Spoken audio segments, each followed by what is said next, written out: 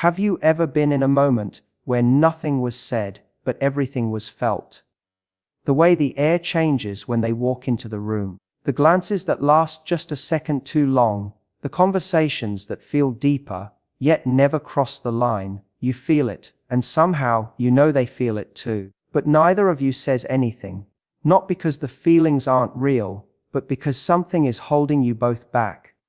In this video, we're breaking down the subtle signs that reveal when two people share a powerful connection, even when it's never spoken out loud. And by the end, you'll understand why silence doesn't always mean absence. Sometimes, it means the feelings are stronger than either of you is ready to admit. Let's begin with the first sign, something most people overlook, but once you notice it, you can't unsee it. There's a reason you notice it immediately, even if you can't explain it. When you're around this person, something shifts, not dramatically, not loudly, but enough that your body reacts before your mind does. The room feels different, conversations flow differently, even silence feels heavier, almost charged. You might catch yourself becoming more aware of your tone, your posture, the way you laugh just a little softer or a little more. And the strange part is, they seem affected too. They become slightly more attentive when you speak. They react more strongly to your presence than to anyone else's. Sometimes they're more open, other times more guarded. It's not awkward, but it's not neutral either. There's a tension that sits quietly between you. Not uncomfortable, just unresolved. This is one of the earliest signs of mutual feeling, because emotional energy doesn't require intention. It happens automatically. When two people are emotionally attuned, their nervous systems begin responding to each other. That's why the connection feels different even before anything romantic is acknowledged. You may notice moments where the world seems to narrow when you're together. Time feels distorted. A short conversation feels longer than it was. A long one ends too quickly. And afterward, you replay it. Not because something happened, but because something almost did. What makes this sign powerful is that neither of you is trying to create it. There's no flirting on the surface, no obvious lines crossed, yet the emotional atmosphere keeps shifting every time you share space. Sometimes the energy feels warm, safe, familiar, grounding. Other times it feels intense, like something wants to be said but never quite finds the moment. And that inconsistency is important, because when feelings are unspoken, energy becomes the language. You communicate through proximity, through pauses, through what doesn't get said. You might notice they mirror your movements without realizing it, or they find reasons to be near you, not too close, but close enough. And when one of you leaves, the energy drops. The room returns to normal, almost too normal. That contrast is the clue. If it were one-sided, the shift would only happen to you. But when it's mutual, the change is shared, subtle, synchronized, instinctive. Neither of you acknowledges it, but both of you feel it. And the more it happens, the harder it becomes to ignore. Because when energy keeps changing in the same way, every time you're together, it's usually pointing to something deeper waiting beneath the surface. And this is only the first sign. Because once energy changes, behavior soon follows. There's a moment that happens quietly, so fast you almost miss it. Your eyes meet, and instead of looking away naturally, the moment stretches. Not long enough to be obvious, but long enough to feel. Eye contact is one of the hardest things to fake, because it exposes intention before words ever do. When feelings are unspoken, the eyes become the most honest part of the connection. You may notice them holding your gaze just a second longer than necessary, then suddenly looking away, almost like they realized too much was showing. Sometimes they smile afterward, sometimes they don't. Sometimes their expression softens, like they forgot where they were for a moment. And then comes the nervous reaction, a shift in posture, a small breath, a quick movement of the hands, an unnecessary adjustment, hair, clothing, phone, anything. These reactions aren't weakness, they're regulation.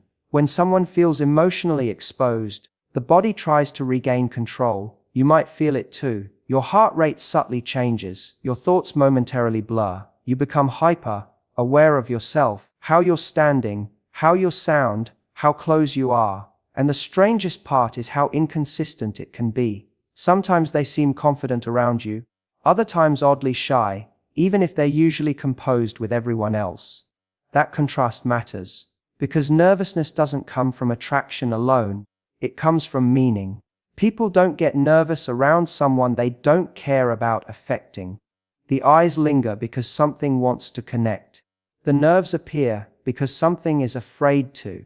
You might catch them looking at you when they think you're not watching. And when you turn, they look away instantly. Or maybe they meet your gaze confidently, but their body gives them away. A tightened jaw, a shallow breath, a pause before speaking. These are internal debates happening in real time. Part of them wants to stay in the moment. Another part wants to protect the silence. And when two people are doing this at the same time, the connection becomes quietly intense. Nothing happens, yet everything is happening underneath. That's why these moments stay with you. You remember eye contact more than conversations. You replay expressions more than words. Because eye contact doesn't communicate information, it communicates emotion. And when emotion keeps leaking through despite both of you trying to contain it, it's rarely accidental, it's usually restraint. And that restraint is exactly what makes the connection feel so powerful and so confusing. Because when eyes keep saying what mouths refuse to, something is building. And that leads directly into the next sign, the one that shows up in what you talk about and what you carefully avoid. At some point, the connection stops feeling casual.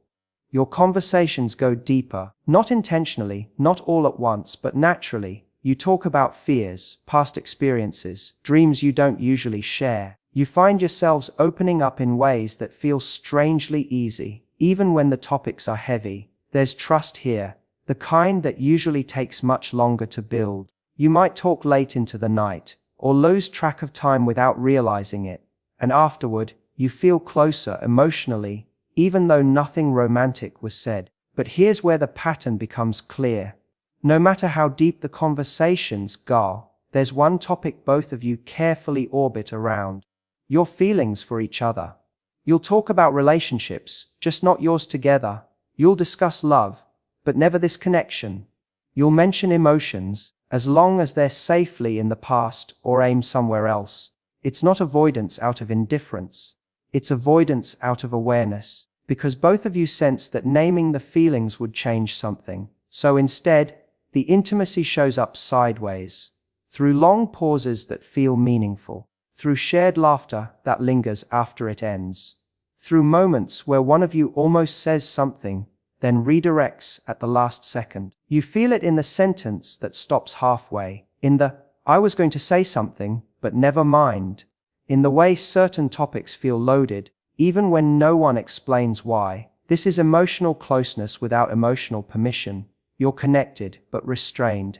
And that tension can be confusing, because emotionally, you're already bonded. You know how they think. You understand their moods. You notice when something's wrong, even when they don't say it. Yet when it comes to naming what exists between you, both of you pull back. Not because the connection isn't strong, but because it's strong enough to risk losing. Sometimes the fear isn't rejection. Sometimes it's disruption. What if saying it changes the dynamic? What if it complicates things? What if it's real? And real means responsibility. So the feelings stay unspoken while the intimacy keeps growing. And that's what makes this sign so emotionally heavy, because the deeper the conversations become, the louder the silence around the feelings grows. You're close, but not quite there. Connected, but not defined. And when emotional depth exists without emotional clarity, it creates a quiet ache, one that doesn't push you apart, but doesn't let you move forward either. And that's when the next sign begins to appear, often unintentionally. In reactions neither of you planned, but couldn't fully hide. There's a reaction you don't expect, because you don't think you have the right to feel it. Jealousy, not dramatic, not possessive, quiet, internal, almost embarrassing. You tell yourself you shouldn't care. After all, nothing has been said, nothing has been defined, no promises were made. And yet, when they mention someone else, something shifts inside you. Your chest tightens slightly, your attention sharpens, your mood changes before you can stop it. You might laugh it off, act supportive, Tell yourself it doesn't matter, but it does. And the most confusing part is, you see it in them too. A subtle change in their tone when another name comes up, a sudden seriousness that wasn't there before. A question asked too casually to be casual. Who's that? How long have you known them? Oh, I didn't realize. Nothing accusatory, nothing obvious. But something underneath it. This is jealousy without ownership, when emotions exist without permission. Neither of you has claimed the other, yet both of you react as if something valuable feels threatened. That contradiction creates emotional friction, because jealousy usually comes from attachment, and attachment usually follows expression. But here, it appears first. You may notice distance afterward, a brief withdrawal, a change in energy, less openness for a while, not as punishment but as protection. Because when jealousy surfaces, it exposes the truth both of you are trying not to confront.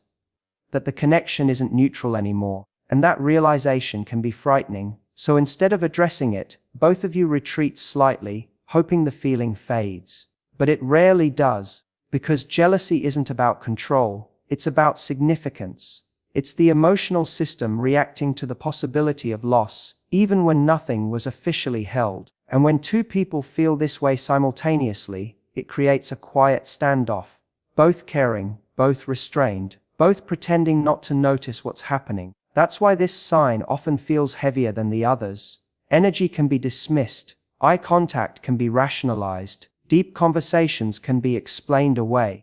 But jealousy doesn't lie easily. It reveals investment, and once investment exists, the silence becomes harder to maintain. Because now the feelings aren't just present, they're at risk. And that brings us to the real question, the one that sits beneath every unspoken connection. Why, when both people clearly feel something, does neither of them say it out loud? That's what we'll uncover next. At this point, the question becomes impossible to ignore. If the connection is real, if the signs are there, if both of you feel it, why does no one say anything? The answer isn't lack of courage, it's fear, but not the simple kind. Most people assume silence comes from fear of rejection, and sometimes that's true, but more often, the fear runs deeper. It's the fear of changing something that already feels meaningful. When a connection exists in this quiet, undefined space, it feels safe in a strange way. Fragile but untouched. Once feelings are spoken, the dynamic can't return to what it was. There's no rewind. So both of you hesitate, not because you don't want more, but because you don't want to lose what already exists. Another reason is emotional vulnerability. Confessing feelings means surrendering control. It means allowing another person to see you without armor, to decide the value of something that matters deeply to you. And when the connection already feels intense, that vulnerability feels amplified. The stakes feel higher. There's also timing. One or both of you may sense that something isn't aligned yet, emotionally, practically, or circumstantially. Not wrong, just not ready. So instead of forcing clarity, the mind chooses patience, or avoidance disguised as patience. Then there's something quieter, but just as powerful, mutual restraint. Both of you may be waiting for the other to speak first, not out of ego, but because it feels safer to respond than to initiate. If they say something first, it confirms what you already feel. If they don't, you can keep pretending you're unsure. That uncertainty becomes a form of protection, because as long as nothing is said, nothing can be rejected. And finally, there's intuition. Sometimes, deep down, both people sense that the connection is important enough to be handled carefully. Not rushed, not forced, not spoken impulsively. So silence becomes intentional, even if painful. Not because the feelings are weak, but because they're strong enough to deserve caution. That's the paradox of unspoken connections. The more meaningful they are, the harder they become to voice. Because words would make them real. And real things come with consequences, responsibilities, choices, change. So instead both of you remain suspended, feeling everything, saying nothing, not stuck but paused, waiting for clarity, waiting for courage, or waiting for the moment when silence becomes heavier than truth. And that's when the final realization emerges, the one that determines whether this connection fades, or finally finds its voice. At some point, The question stops being why it hasn't been spoken and becomes what it actually is. Because not every strong connection is meant to be rushed into a label. And not every unspoken feeling is unfinished business. Sometimes, this kind of connection exists to reveal something, not to immediately become something. When two people feel deeply drawn to each other without acting on it, it often signals emotional recognition, a sense of familiarity, safety, understanding. You see parts of yourself reflected in them, sometimes parts you didn't fully understand before. That doesn't always mean it's destiny, but it does mean it's meaningful. These connections tend to arrive during moments of transition, when growth is happening quietly in the background. They challenge you. They make you more self-aware, more emotionally honest even in silence. You begin noticing what you want, what scares you, what you've been avoiding. In that way, the connection becomes a mirror, not just showing you another person, but showing you yourself. And that's why it feels intense even without action. Because emotional resonance doesn't require physical closeness to be powerful. Sometimes the purpose isn't possession, it's recognition. This kind of bond often teaches you how you connect, how deeply, how cautiously, how intuitively. It reveals whether you lean toward fear or courage, toward comfort or truth, and whether or not it turns into something more. It leaves an imprint, because you don't forget connections that made you feel seen, even quietly. If the connection eventually finds its voice, it's usually because both people reach emotional alignment at the same time. Not urgency, not pressure, readiness. And if it doesn't, that doesn't mean it was meaningless. It means its role was temporary, but real. Some connections arrive not to stay forever, but to awaken something important within you. To remind you what emotional depth feels like. To show you that you are capable of feeling, even after disappointment, even after walls. And that awareness changes how you move forward. You become more intentional, more honest with yourself, less willing to settle for emotional numbness. So what this connection truly means isn't found in whether it becomes a relationship. It's found in what it shifts inside you, what it clarifies, what it awakens, what it prepares you for next. Because sometimes, the most powerful connections aren't the ones that last the longest, but the ones that quietly realign your heart. And once that happens, nothing feels the same again. Before this ends, take a breath. Because if this connection has been weighing on you, if you've been replaying moments, wondering what it all meant, you're not alone in that experience. Unspoken connections can be some of the most emotionally confusing ones we go through. Not because they hurt loudly, but because they linger quietly. They sit in the background of your thoughts. They surface in small reminders. They make you question whether you imagined something that felt so real. But clarity doesn't always come from answers. Sometimes, it comes from acceptance. From understanding that feelings don't lose their validity just because they were never expressed.